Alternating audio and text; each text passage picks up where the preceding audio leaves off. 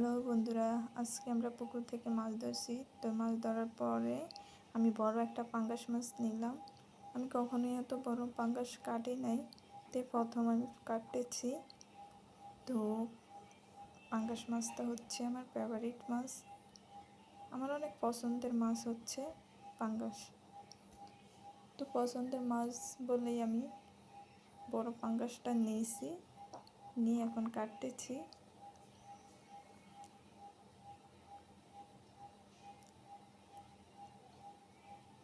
কাটার পরে আমি ধুয়ে নেব মাছটা। ধোয়ার পরে ওই উপরের যে ছিলকাটা, এই ছিলকাটা ফালিয়ে দেবো।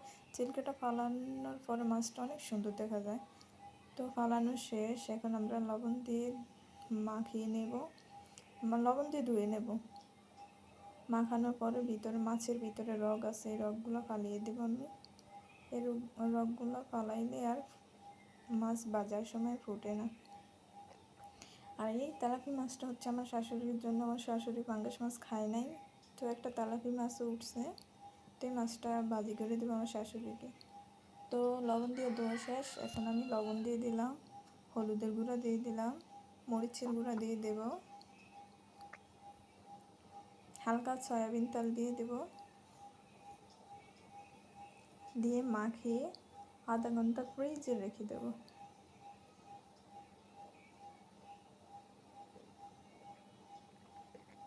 ফ্রিজে না রেখে এমনিও রাখতে পারেন। তো আধা ঘন্টা শেষ, এখন আমি ভাজবো মাছটা।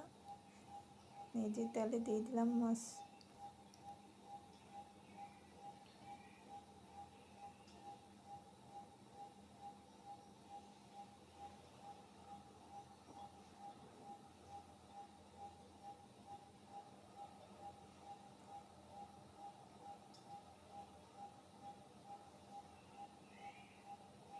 অনেকগুলো মাছ উঠছে, তো অনেকগুলো মাছ থেকে কাটার শেষে আমি বড় বড় কয়েক পিস মাছ নিয়ে নিলাম, ভাজি করব। তো ভাজি করা হয়েছে, এখন নামিয়ে নেব মাছটি।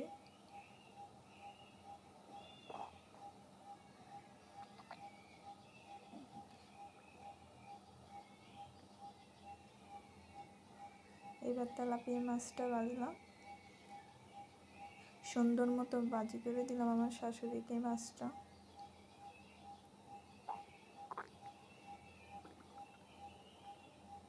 তো বন্ধুরা, আমার মাছ ভাজি আপনাদের কাছে কেমন লাগছে সবাই কমেন্ট করে জানাবেন। আল্লাহ হাফেজ।